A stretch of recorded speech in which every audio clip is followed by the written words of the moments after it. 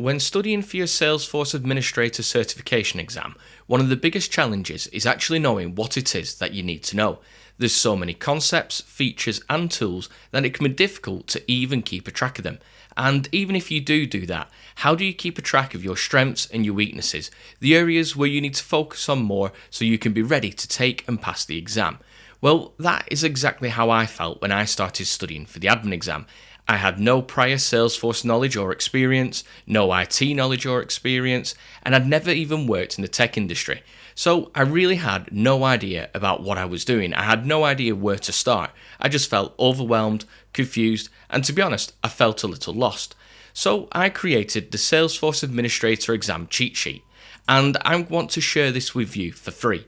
You can find the link in the description of the video, but I'd recommend that you watch this short video first so you can understand how to make the most of it. So how did I create this? Where did I actually get all this information from? Well, I actually got all this information from Trailhead, and I got it from the exam guide, because in the exam guide it gives you everything that you need to know. I just went through the sections and the objectives, and I just broke it down. Now, I've updated this cheat sheet for the latest Salesforce release, and I've included a few extras in here. So I'm just going to walk you through this in the next couple of minutes so you can understand what we've done. So first of all, we have the key information. We just have the number of questions, the passing percentage, the passing number of questions, so how many you need to get right. I've got a link to the trail mix, and then I've got a link to the Get Force Certified course as well. We then have the sections, we have their weighting, the number of questions you can expect per weighting, and then we have an area for you to record your mock scores. And this is a really good area because as you're taking section by section mock exams, you can actually record how you're doing. And I've color coded it as well. So you can see that if you get a low score, it's going to be in red. If you get an alright score, it's going to be in amber. And if you get a good score, it's going to be in green. And I've also included the confidence because I think it's really important that you record how you're feeling about each section. It just helps you prepare for the exam more.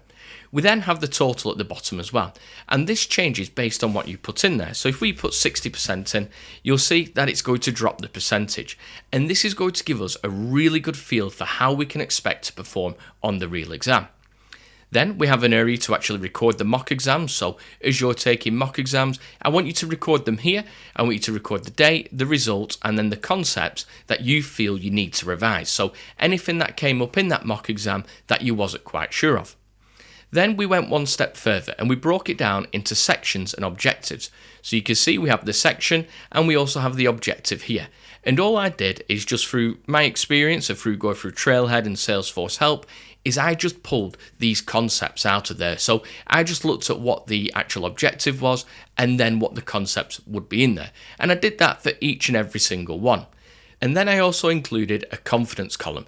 And again, the reason for this is just to help me identify where I needed to focus or where I was feeling a little bit weak. We also had a concepts unsure of, so here I could just record that if I was unsure about fiscal years, I could put it in there and have a little bit of a checklist which I could then focus on. And then from all this information that I'd gleaned in the previous two tabs, I then created the checklist. And this checklist is everything that I needed to know or you need to know to pass the admin exam. We've got the section again, the weighting, the number of questions, but we've also got the individual concepts and features. So we've just broke them down.